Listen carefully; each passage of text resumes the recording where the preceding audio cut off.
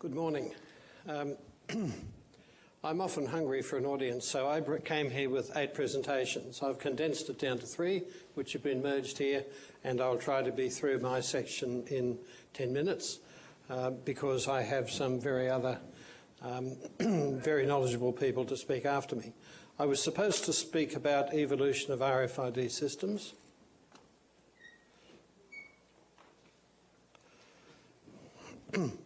And I was trying to capture the notion of how these systems evolved under the various constraints that have regulated their evolution and how they might evolve under future research. And there won't be any time to say much about what we're doing at Adelaide. The sorts of topics that I thought we might collectively talk about are here: something on RFID regulations, something about antennas, something about propagation and protocols, and higher functionality tags. Now, I have other speakers that are very good on some of those issues, so I'm going to talk a little bit about antennas and also propagation studies, and I'll move to that almost immediately. So, talking about antenna issues, I'll say a little bit about electromagnetic theory and maybe something about how antennas work, largely through diagrams, talk about near and far fields, and talk about what I think are important conclusions that you might draw about what you can do with an antenna in the near field and the far field. I think there'll be time for me to talk a little bit about the Bode-Fano limit on efficiency and maybe show you a couple of simple tag designs. I never give a presentation without showing this slide, which shows an encapsulation of Maxwell's equations in the source and vortex interpretation of Helmholtz, which I think the more you look at it, the more you realise that it contains the secret of life. But it boils down to these pictures, which show you the source nature of an electric field coming from a charge distribution. Also shows you the boundary conditions you have to contend with when it gets near a conducting surface. This shows you the vortex nature of a magnetic field caused by a current or displacement current, and again the boundary conditions you have to contend with when that becomes near a magnetic surface. I think this is a picture which will show you how an electric field might excite an antenna and how a magnetic field might excite an antenna. Unfortunately, these are really useful for small antennas. When the antennas get a bit big, it gets to be a bit more complicated than that. Well, these are the fields of a small magnetic dipole. You should only look at the red and the blue parts, which show you that there's one field that diminishes rather slowly, only as the first power of distance, and another field that diminishes rather quickly. That's the third power of distance. That shows you that there are near fields, which is the blue part, or the far field, which is the red part, that we should think about when we're trying to design systems to couple to them. We're not going to talk about that slide. This is a glimpse of how radar engineers work out power transfer between antennas, and you can see towards the bottom there's a dependence upon wavelength and a dependence upon inverse square power of distance. And if you look about that and you think about it, you say, well, I'm going to do best if I have a very long wavelength, and that means I should be at a low frequency. So the question we should ask is, why is that not true? And I think you can come to an answer on that question by focusing attention on what happens when you're close to an antenna. You've got stored energy, so I have what I call a near-field coupling theory with some of those concepts within it. But I think these are the significant conclusions. An antenna can be characterised by a coupling volume, not really an effective area, and it's proportional to the third power of its largest physical dimension, and you can also characterise it by a quality factor, which tells you how narrow band the antenna is, and that, unfortunately, the quality factors are inversely proportional to the third power of the distance. So I think that this gives us a clue as to why we shouldn't always go to low frequencies when we're designing antennas, because the low frequencies have very large betas, and have very small betas actually, so the quality factors go up and the bandwidth over which your antenna will work is impossibly small. This leads you to conclusions you can draw about optimum operating frequencies. And it's really the lowest frequency at which your antenna will still be efficient. And that often happens to be about the UHF region. So that's no surprise, of course, why there's a lot of tags working at the UHF region where range is required. We're also recently interested in what the Bode-Fano theorem tells us about over what sort of bandwidth you ought to be able to make a UHF tag work. And there's the theorem there and a few slides here about what it means in terms of making yourself a bad match over frequencies you're not interested in and a very good match over frequencies as good a match as you can manage over frequencies you're interested in. And I think you conclude that if you look at the different problems we face, like the USA, which has got one bandwidth, the Japanese, which has a smaller bandwidth but a different part of the spectrum, or the European countries, we can ask ourselves, can we do a good match over those frequency ranges? And I think the conclusions are, it does depend a bit upon the characteristics of your circuit. And you're not troubled by the theorem, I think, if your microcircuit has a relatively low impedance of 1,000 ohms in parallel with the picofarad. But once it starts to become a very low power circuit, still about 1 picofarad of input capacitance, but lesser power consumption, it isn't practical to make the antenna work optimally without some inefficiency. So, but based on those principles, we have designed some small antennas with simple matching circuits. Down the bottom here you can see a tag chip, and behind it there's a capacitance in parallel with it. Up here there's another capacitance also in parallel with that gap, and that provides a reasonable match between the circuit and the radiation impedance.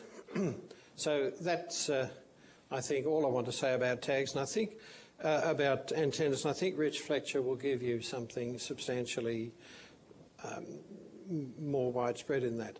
But I think I've got time to talk a little bit about higher functionality tags, and I think the interesting questions to me seem, can you merge electronic article surveillance and data tags? And I think I'm pretty convinced the answer is not easily, for the reasons that to turn them off you're going to lower the Q inevitably, and you can't get the high quality factors that you need in EAS tags if you're turning on and off the resonance.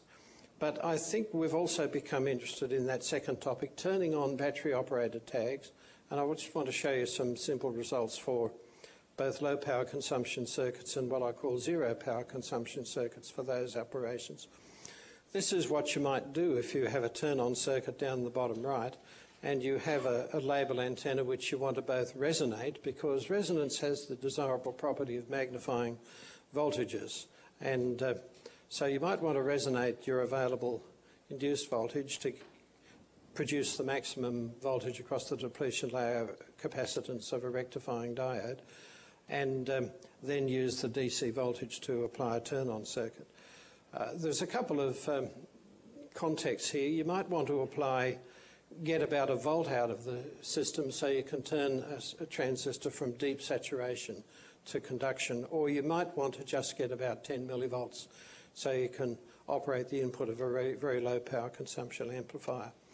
This shows some experimental work that we were doing to reveal the fact that if you're working at relatively low powers, you can get a nice resonance curve, as you see on the left.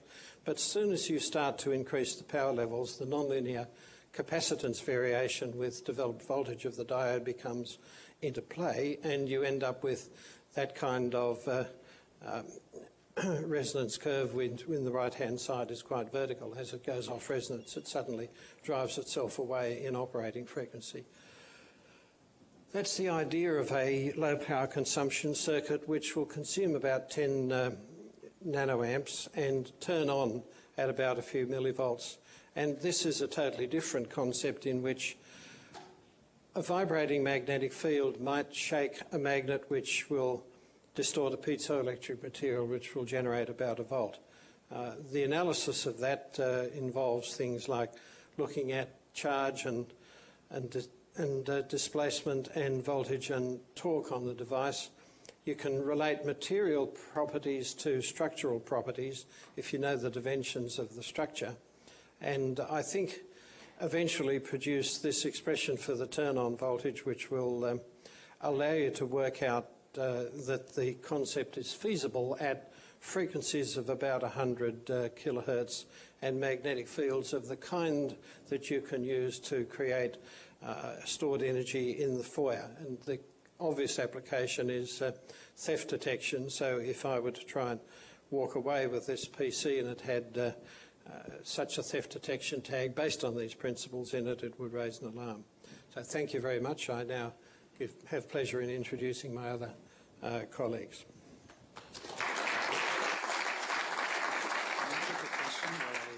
Yep. So our next speaker is Dr. Rich Fletcher, who's a visiting scientist here with the Auto ID Labs and was involved back at the Media Labs at MIT when Sanjay and Dave Brock and so on were in the basement over here. Rich was working in RFID in the Media Labs, which was a little bit more glitzy at the time, I believe. But yeah, we had more money back then, that's for sure. All right. Oh.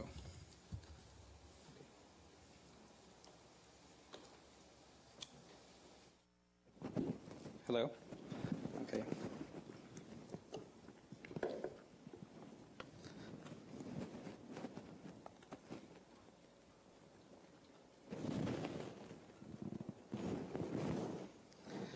All right. I'm happy to be here today and have a chance to tell you a little bit about some aspects of RFID and some of my work. I am a visiting scientist at MIT, but I work also with MIT Media Lab. So some of the slides that I'm going to show you and some of the pictures are from different projects at MIT as well as some of my company projects as well. The basic topic or theme of my talk is looking at different electromagnetic issues and how they vary depending on different frequencies. And there's a lot of slides. I'm just going to go through it very quickly, but just to give you some sort of flavor of the different RFID frequencies that are out there and some of the issues involved. So as we all know, our RFID, the main goal is to send out some sort of signal from the reader to the tag and to get some sort of response, either reflected power or some modulation from the tag to get information, or to use this tag as a sensor. And obviously, if there's no power, or if there's problems with electromagnetics, it affects either the turn-on of the tag or the signaling is corrupted or you have some other types of errors. I'm going to start by just giving you a very brief fundamental introduction to some of the electromagnetic effects that we look at. Obviously, we have different sort of reflections depending on what frequency you're looking at. The signal also spreads in space. It's not like a laser that goes in a straight line, so you have spreading loss. And every time you go through an interface, you get different types of loss just through the impedance mismatch. There's shielding and detuning of the antennas. At the higher frequency RFID, you have multipath reflections from other things in the room, including the floor. When you go through different slits, like layers of a palette, you also have other types of interference. The wave interferes with itself. You probably experienced some of that with your cell phone. I'm now going to tell you a little bit about the different RFID frequencies that exist. Some of these are only used today for EAS, or anti-theft applications, so I don't know how familiar you are with those, but I thought it would be interesting just to give you a flavor of that. As we all know, the RFID tags come in many shapes and sizes, and they've been around since the 70s. At the very low end, we have at 77 hertz, which is extremely low frequency. That's used for library books or certain CDs, anti-theft tags, little strips that are made by 3M. The advantages of this is that it's a magnetic material, it's very thin film, very low cost, it's good for making different types of sensors. The disadvantage is that it's shorter range, and to generate those magnetic fields, you generally need a larger antenna and sometimes higher power. That's a picture of what some of those tags look like. I worked in some of these areas to make sensor tags. We've made item level temperature sensors using these materials. Moving up to slightly higher frequency, this is your common 125 kilohertz sort of tag.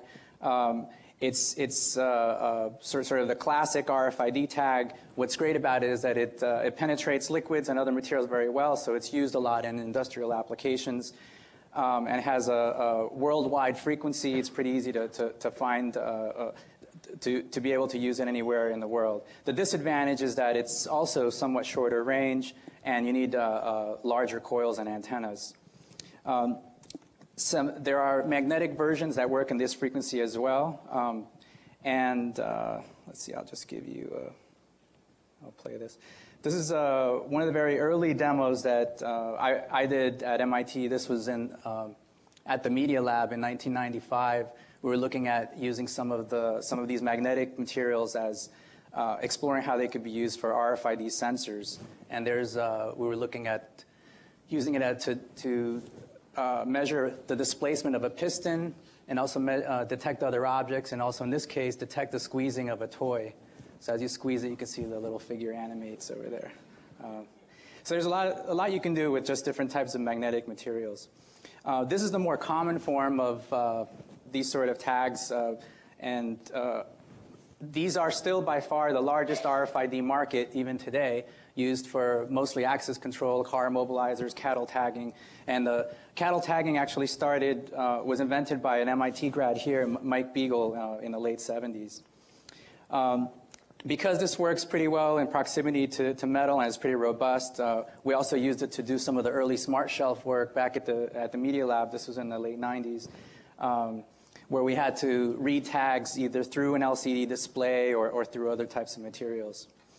Something else which I'll just mention briefly, for a brief time while I was at Motorola, and also in collaboration with the Media Lab, we developed capacitively coupled tags. So most tags work with magnetic fields and inductive coupling with coils. For a brief time, we did develop capacitively coupled tags, and what's nice about this is that it uses electric fields instead of magnetic fields, but what's nice about it is that you can make a printed antenna, and it's very flexible and robust. It doesn't require soldering. You could rip up the antenna and it still works. But unfortunately, Motorola, they were losing a lot of money in the late 90s due to Iridium and other projects, so they sold their RFID division. But this technology is still out there, and it's a pretty interesting technology. Moving up to slightly higher frequencies, HF, for example, 1356 megahertz.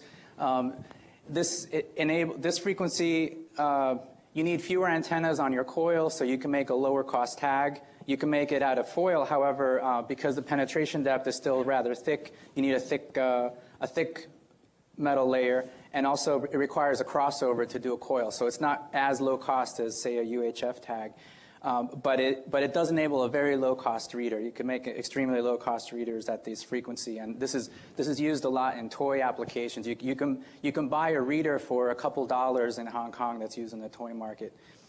And it's also very nice for making different types of sensors, because the value of inductances and capacitances at this frequency range is just right for different types of, for integrating it into a tag and for different types of sensors.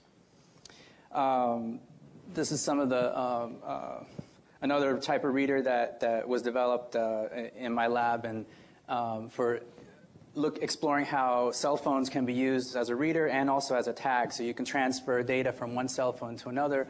You can also load up a variety of IDs onto your phone and read. So this sort of near field applications is what's possible and convenient to do at low frequencies. And obviously another market that's growing very fast is payment. It's growing all over the world. I don't need to really talk about that. Moving up to higher frequencies, so UHF tags, which is obviously what's been getting the most attention for supply chain, and this is what's being used, in EPC, in the EPC world mostly. It has its advantages are a very low cost tag. You can now use very thin metal conductors. You can make a single layer, antenna, so it makes brings the cost of tag way down. It also has an increased read range. The antennas have at this frequency have a larger larger cross section, which allows you to get a longer range for your reader. But the disadvantages are that there's null spots, and because the wavelengths are on the order of a meter, you get null spots on sort of that sort of scale. And there are also chipless versions of this that work for EAS, and I believe Professor Cole was involved in an early version of this. Here's the costs of UHF technology in general has been plummeting, which is pretty amazing. The tags, you can now buy tags for less than 20 cents in even low quantities such as 1,000 tags. The cost of readers due to the advent of wireless technologies in commercial products and consumer electronics, the cost of CMOS radio ICs has been coming down dramatically, and you can now build a reader. There's a reader I designed last summer, just a parts cost of $30, and it could read EPC Gen 2 and Gen 1 and with a read range of a couple meters. So moving up to microwave. So microwave, in particular 2.4 gigahertz, sort of the ISM band, this is very attractive because it's a smaller antenna. It's a worldwide frequency. There's many other standards and wireless technologies that work there. So you have the economy of scale. So the parts and the antennas are all readily available, and you can make RFID systems in this frequency very cheaply as well. But the disadvantage is, as with UHF, is that it's easily shielded. Here's an example of a Zigbee tag that I designed, and one big advantage here is just that obviously this is battery powered. However, you can make a very tiny reader that's very low cost. And the advantage, for example, for a pallet tracking application is rather than having $1,000 reader at each portal, you can now have one reader covering 10 dock doors for the same at a fraction of the cost. Then moving up finally to the next frequency range, you have millimeter wave or higher microwaves, and these are very tiny dipoles, very tiny antennas. And this is mostly used today for anti-counterfeiting because they can embed the materials into things like passports or fabrics or other printed media. Because the antennas are so small, you can make an array of the antennas, and you can use you can make a phased array so you can steer your beam around. And here's a picture of a little reader, and you can see how tiny that antenna array is. This particular one's at 26.5 gigahertz. And what you see in the background are some of the printed dipoles. This happens to be printed on a polyester sheet, but it comes in many other forms, and it's used for food packaging and other things around the world. So it's anti-counterfeiting and currency and so forth. Just to tell you briefly, Lena, the next speaker, is going to give you an example of some of the work that's being done here in electromagnetics at the Auto ID Lab. But I just wanted to mention the topics that we generally look at that fall under the category of electromagnetics is reader antenna design and also tag antenna design, but things like geometry, the materials interaction, and the overall propagation between the reader and the tag. So one important point I'd like to make here is that it's important to standardize all of that, not just the protocol and the reader. I'm going to fast forward through some of this. Some of the things that we've done is we've built simulation tools. Some of you have seen this already. We've built probes that we could use to. It's a semi-active or semi-passive tag that we could embed inside a pallet that takes readings of the field. It samples the field, and it talks back to the reader using the EPC protocol. So you could sprinkle some of these in with standard tags to give you more information about your reader installation. And we've done a variety of propagation studies looking at how the different thicknesses of materials and different properties of material affect the read rates and the propagation. And, well, surprise, surprise, Maxwell's equations works. And so We've also looked at certain geometries for pallet stacking, how we can use printed inks and try to look at low-cost implementations, how packaging can be, the proper packaging design can be used to improve the read rates. I could tell you more detail in person if you're interested. And finally, we've looked at how the evolution of packaging over time, how starting with slap and ship, you can be smarter about the way you place the tags and the way you fabricate your boxes. Maybe eventually, if we get to the point where the tags are actually embedded into the cardboard boxes, we can vastly improve the read rates. And your ROI level depends on your application and depends on the particular company. So in conclusion, as Sanjay and everybody else has said, there's a lot of work to do. But I just wanted to mention that there's much more to do than just protocol and tag IC design. And there's also the EPC sort of RFID is just a very small slice of the potential RFID technologies and frequencies that are available out there. So there's a lot that we can look at as well. I think I'll end there, and we'll move on. Thank you.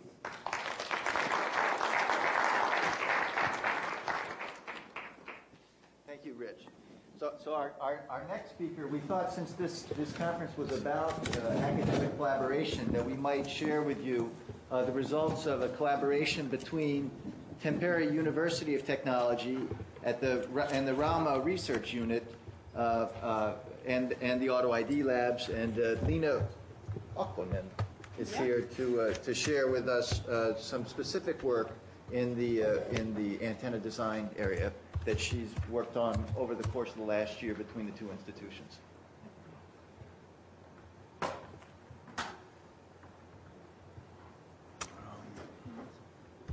that you?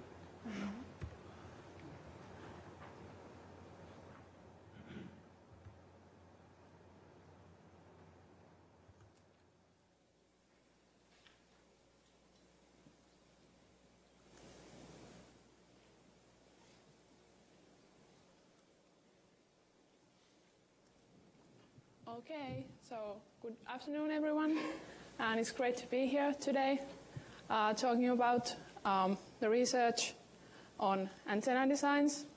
And we have been collaborating with the MIT Auto ID Lab since 2001, and our collaboration began through the Auto ID Center Academic Alliance. And the main research focus on RFID at our research institute in Tampere University of Technology, Rauma Research Unit, is tech antennas.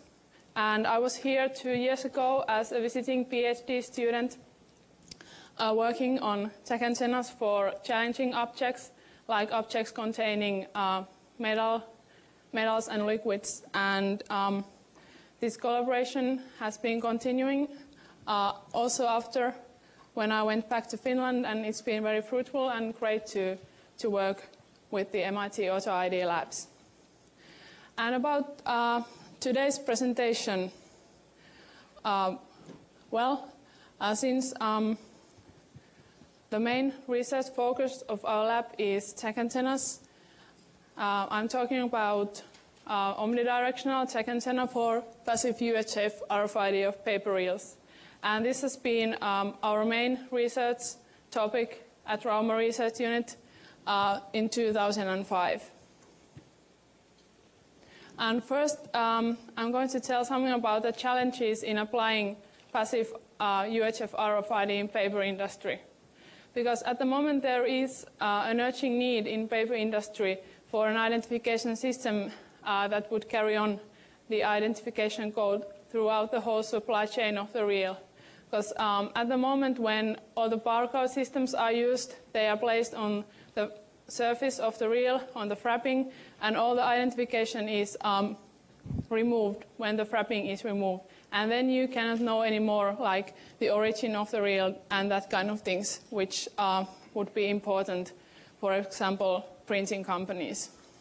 So that's why in our approach, we are placing a tag on the paper reel core under the wrap paper, and that has a lot of effects on the RFID system performance and the tag antenna performance that have to be taken into account. And well, of course, because we are operating in the industrial environment, there is all kind of background noise that has to be taken into account, and also the environment can be kind of harsh, for example, cold environments and such. And of course, there are a lot of different paper qualities and cardboard, and we would like to have a tag that would function with all of those different paper qualities and also with cardboard. But the biggest challenge so far has been developing an omnidirectional tag antenna, which is indisplaceable, for example, in lift truck handling. Because as you can see from here, you cannot, the guy who's driving this truck, he just grabs the reel, and the identification, which is carried out using a reader unit that would be integrated into this truck, it has to be automatic, so the driver doesn't have to look for any direction where the tag is. It has to be able to be read omnidirectionally around the reel. And of course, in general, in paper mill environment, if you just can identify the antenna with only one reader antenna, that would be also good anyway. And well, next there is something about this concept of omnidirectional reading and also of the structure of this paper reel. So here you can see the vertically orientated reel. And first, there is a reel core, which is fabricated of a hard cardboard.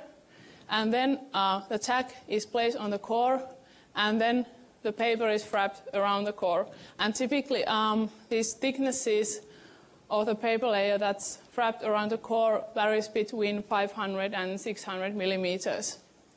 And also the length of the reel can vary, or it varies from something like 300 millimeters up to 2.5 meters.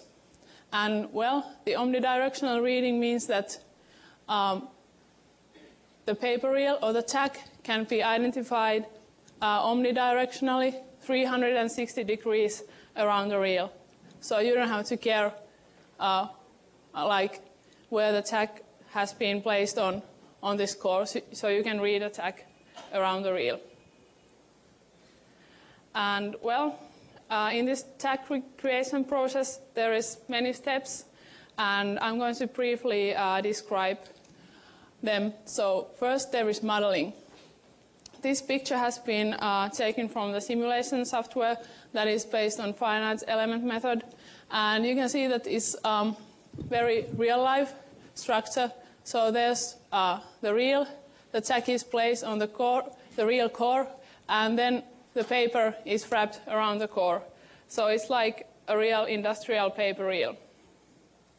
And here are some radiation patterns of those tag antenna models that we've been modeling during this project. So those pictures on the left are some earlier stages of modeling. So because we tried different antenna geometries and tried how changing some things and some geometries on those designs affects the radiation pattern. And the bigger one on of the left is the stage we are at the moment. So you can see that the tag antenna radiates into all directions around the reel. And well, then there is also, of course, measurements. And these pictures here are just some basic measurement setups with network analyzer to see how adding paper on a tag affects, for example, resonance frequency.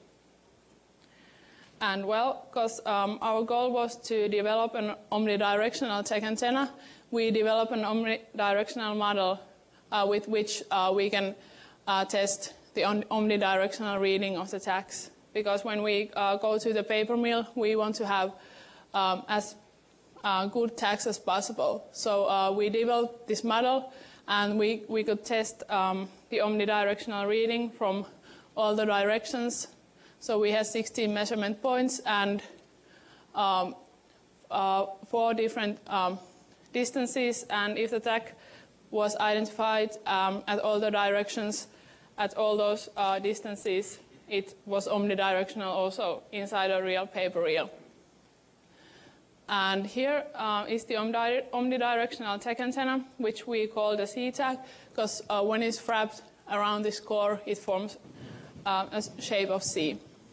And here you can see the antenna design flat. And well, here it is in the paper mill environment, mounted on the core before the paper is wrapped around it.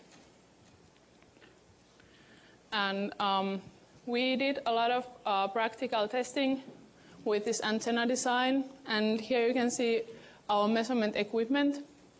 And we used Alien Technologies European reader unit, Alien Technology straps as a microchips. And the reader was based on new ETSI regulations, and it had 2 watts ERP transmitting power. And here is some pictures from the measurements. So this is basically how the read ranges were measured in a paper mill, and we had this, we could move the reader unit and the reader antenna and roll the reel on the floor so that we could measure the omnidirectional reading. And here is some more pictures, and here you can see how the tag is placed on the core, and we didn't actually kill any tags on this process, so that was kind of good news that it went through the process. And well, now I'm moving on to the measurement results. So we measured in the paper mill coated printing paper with real diameters of varying from 1200 to 1300 millimeters.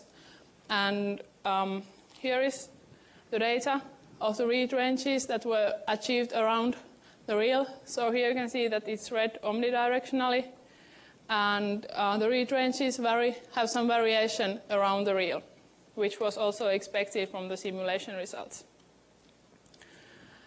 And well, I'm going to briefly tell something about identification of cardboard reels. And well, they said that it's been impossible with conventional tags. So we tested our tag also for cardboard identification. And there is some more challenges with these cardboard reels, which are larger diameter, and also the more layered and inhomogeneous structure of the cardboard, which increases the boundaries and lens effect. So we did some practical testing, and the tag antenna was the same than we used with the paper reels, so it was not yet optimized for the cardboard. So the goal of the first testing was to identify the tag through the cardboard reel, which we did, as you can see here. And also, yeah, the kind of most surprising and great result was that we could identify the reel 180 degrees around it. So we achieved better results that was like the goal of this first testing. Well, there is still a lot of work to do on this, but to our best knowledge, this is the first omnidirectional tag antenna for passive UHF RFID of paper reels that can be read omnidirectionally with standardized RFID equipment. And it has been tested with copy paper and coated printing paper. And also the cardboard has been tested with 180-degree identification around the reel. So in the future, we will develop an omnidirectional tag antenna also for cardboard reels. And we will test and develop the antenna also for American and Asian UHF RFID bands, so that we could achieve a global tag that could be used like around the world. And also longer read ranges will be achieved. So we've talked about this with paper industry people, and they say that a minimum of 0.5 meters from the paper surface would be required. And also the tag has to be evaluated in harsh environments, for example in cold temperatures. And well, there is some other research project also in 2006. So we'll continue also developing the tag antennas for metallic and liquid containing objects. So basically we will continue on the miniaturization of the Alfano batch type tag. So thank you for your attention. Okay, thank you. Thank you, Lena. And our final speaker on this panel is Dr. Alan Levesque. He's a colleague of Dr. Kaveh Pahlavan at the Center for Wireless Information Network Studies. Kaveh was, I think, a chair of an IEEE, the Wi-Fi committee at one point or something. But yes, actually, Kaveh's been involved in wireless issues since the early days of wireless LANs. Those of you that know the business at all in the greater Boston area know that about 15 years ago, I like that slide. Someone said, hope to hype to implementation. I like that. About 15 years ago was the hype phase of wireless LANs, and a lot of that activity was a number of startup companies in the actually in Massachusetts, and my colleague Kaveh Pahlavan was actually involved with several of those startups. So that's a good. But in any case, they're doing some very interesting work in location-based tracking that we thought would complement this session nicely. Exactly. Thank you, Steve. Steve's provided. I think I should do that. Yes.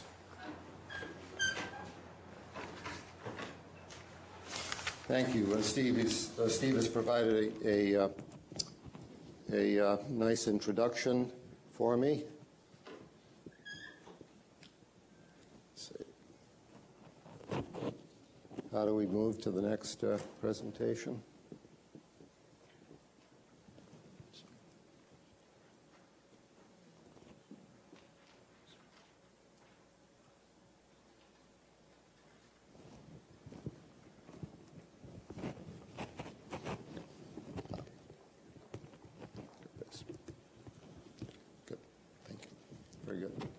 I'm painfully aware that I'm the one who's keeping us all from lunch now, so I'm going to do some real-time editing as I go along here.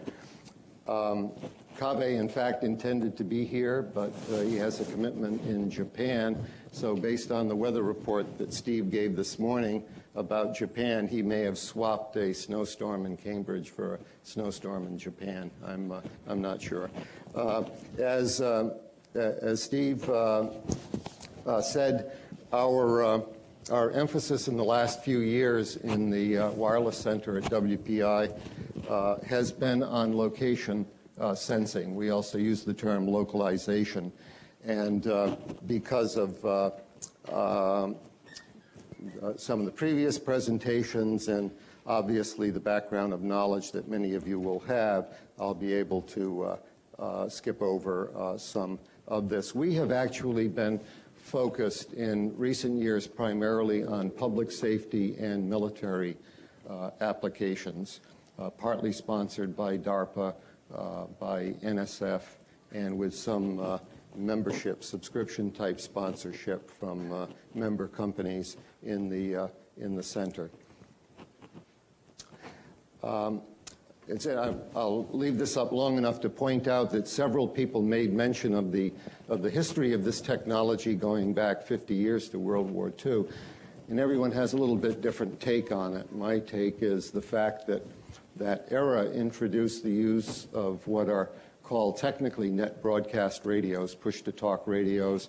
The devices were so-called walkie-talkies, about the weight of a brick and about the volume of 2 or 3 bricks.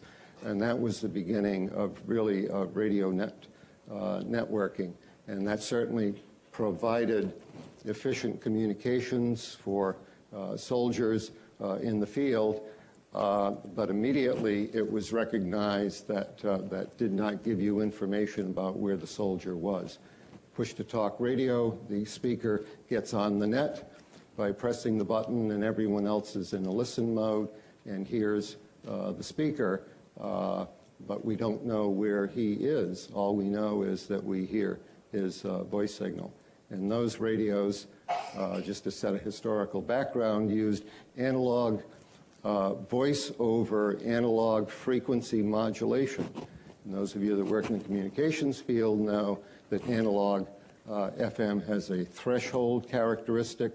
The received voice is either very good or it's very bad, and it has a threshold characteristic, and you don't know really anything about what the received signal strength is or the received signal to noise ratio is. So in these 50 years, we've come a long way from that primitive technology. I'm not going to go through all of this, but I want to, halfway down, I want to mention the era of 1997 when the interest began in urban and indoor geolocation. DARPA had a program that was called Small Unit Operations Situation Awareness Systems, and situation awareness basically says, how do you find the warfighter that is in a hostile physical situation? How do you locate him and communicate with him? We had a piece of the research work in that project addressing specifically the radio propagation problems in the indoor environment. And the reason I mention it is because the objectives, the government's, the customers' objectives for that project simply were not met.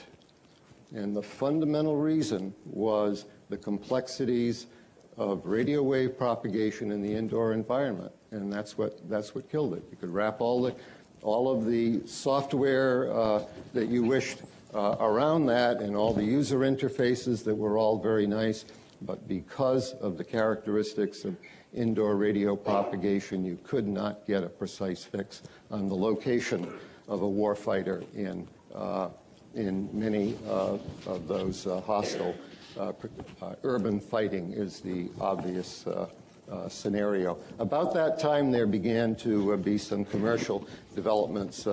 Pinpoint evolved into another company name I don't quite recall. Pinpoint WareNet came out of the Bodyland technology, which was also sponsored by DoD, the concept to embed sensors and communication devices into the uniforms of service people and be able to use those as part of accomplishing the mission. We'll just skip over the rest. Talk a little bit.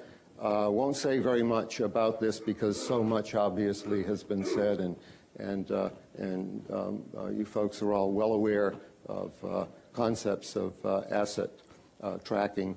Putting tracking golf balls in there, that was my idea. I figured I could save myself some money if I could find all those golf balls that I'm losing in the woods all the time. Actually, someone does make a golf ball with a little radio transmitter in it, and I'm going to try it one of these, but it doesn't have ID characteristics. So there's another research area. Okay, try to move on. Again, I think I'm preaching to the choir here. Use an old slide, but everything is a terminal today. From communications networking point of view, we don't necessarily care too much about what the device does. Either it's a terminal out at the edge of the network or it's an intermediate node somewhere within the network, and perhaps it serves both functions in some situations. This great variety of applications that keeps growing, of course, has fostered support for standardization, and other folks earlier have talked at some length about standards and the importance of standards for making an industry segment grow. And this is just our own way of characterizing some of these standards, both ultra-wideband and lower frequency technologies are being looked at for wireless personal area, WPAN, one of our areas of interest, WPANs, wireless personal area networks. And of course, the IEEE 802.11 initiative really gave created the renaissance for the wireless LAN industry, obviously, value in standardization and the ubiquitous use of 802.11 devices, so-called Wi-Fi. Of course, that's just a label for a certification process. But 802 promulgation of those devices and the economies of scale that have pushed the prices down, of course, make that an important element to be looked at in location estimation. Here again, this kind of figure, lots of folks use, and it just characterizes the different technologies, cellular technologies, wireless LAN, and wireless PANs against the dimensions of scale that are relevant to those technologies. Let me get to the areas of interest that have been motivating some of our work. Navigation for firemen. The professor early in the morning had a very good example, I thought, about hypothetical case of a fire in the building. We all have tags, and he spoke about the issue. Well, suppose there's a miscount. About 7 years ago, in the city of Worcester in central Massachusetts, there was a very bad and deadly fire in which a building, an unused building, caught fire. And when the fire company arrived on scene, a local businessman came out and said that he saw 2 people running into the building. And long story short, the fire captain on the scene sent close to 20 of his firefighters into the building, and 6 of them got completely lost because of the smoke in the building and the structure of the building. Several floors, a number of small rooms in the building, and 6 of them got lost, and they died in that fire. It was a very tragic event. And after that was all over, it was discovered that the information was incorrect and there was no one in the building. And so 6 firefighters lost their lives putting out the fire in an empty building. We at WPI actually have now a funded project from U.S. government through Senator Kennedy's office, and we are looking at the use of wireless technology to try to deal with the problem of tracking firefighters in such dangerous situations. One could also call to mind the recent tragedy at the Sago Mines in West Virginia, and there is already public discussion of how various technologies, including wireless technology, might have been used to say, let's move on. This is the kind of concept that the warfighters or the firefighters would like to have. They would like to have a display, we call it a tactical display, that would present some kind of a representation of a building, for example, and be able to locate firefighters or warfighters within that building. This refers to small unit. I spoke about that. The situation awareness that DARPA was interested in. This, I think, is important. The current DoD interest is in using signals of opportunity to be able to accomplish, take advantage of whatever is out there in the ether, whatever frequency bands are available. And so that is a current area of interest for us as well. Other interesting research problems, location-based handoff, location-based routing in ad hoc networks. And of course, there are, on that earlier list, there is at least one company, Newberry, I believe, that is in the business of location-based authentication and security technology. There's been a lot of discussion about security issues earlier. So I'll finish up by talking about the two categories of approaches for doing location estimation, and one is received signal strength, of course, which is used in cellular networks. The second generation CDMA networks, for example, already use received signal strength estimation. Advantage, the hardware is simple, and that approach is not particularly sensitive. I should say the accuracy is not sensitive to multipath and or bandwidth. It does not require synchronization because it's incoherent. It's incoherent signal processing. However, it in most cases will not provide the accuracy that's required, for example, for some of these public safety applications. Suppose, for example, even you could achieve a location accuracy of 1 foot, okay, and you're trying to locate a firefighter inside a smoke-filled building, okay? Well, you may have spotted his location to within 1 foot, but you don't know if he's on this side of the wall or this side of the wall. So if your algorithm says he's over here and he's really over here, and you have some kind of a system that supports this to try to help him find his way out of the building, he's in the wrong room. So 1 foot of accuracy may seem very precise, but in that kind of an application, it's not precise enough. Just an example. To achieve greater accuracy, you can resort to time of arrival techniques, and the fundamental time of arrival techniques are not particularly new, but making them work in a multipath environment is a very difficult problem. An advantage is that if you can do it,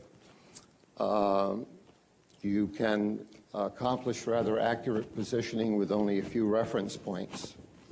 And it also doesn't need training. The problem is that it does need, well, it doesn't need training. What it does need is synchronous operation. So in communications terms, you have to build a coherent signal processing system. That adds to complexity. And you also need a synchronization process to do that. Let's move along. Just say briefly two general classes of time of arrival algorithms. One is distance-based localization with a few reference points. And the other, perhaps a more general way of thinking about it, is a pattern recognition approach where you deploy many reference points on a regular grid, and then you can use a variety of pattern recognition techniques to be able to get an accurate estimate. Getting to the end here, a good technique in the pattern recognition branch, so let me call it that, is the nearest neighbor algorithm. And I should mention Ekahau, that is in the RF tag, ID tag business, and they also have a very now highly developed software product, which the Ekahau positioning algorithm, and that's very recent, and so that represents kind of the state of the art with that approach. Our work in the center has been focused on developing an extensive laboratory test bed with instrumentation, measurement instrumentation, channel simulation instrumentation, and focusing on the evaluation. This gives us the capability to evaluate a variety of localization algorithms under a wide range of realistic propagation in environments. I'll just move ahead. Coverage, of course, is and range reading is a topic that's been discussed by a few speakers already. Bandwidth. It's a common belief that increasing the bandwidth steadily increases the resolution, and therefore ultra-wideband is the right solution. The problem is, you go up in bandwidth, you reduce the coverage. So there is there's trade-off issue there, and we don't see ultra-wideband as the ultimate solution. The last topic is a very important one.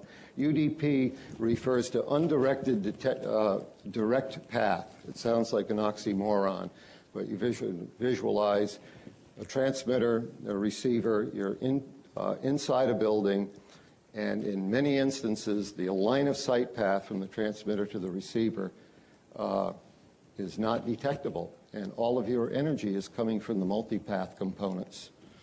Okay, and what we're finding at this point is that that is very often the Achilles heel for time of arrival based positioning estimation system, and that in fact was the central problem that caused the failure to meet the objectives in the SOSA program several years back.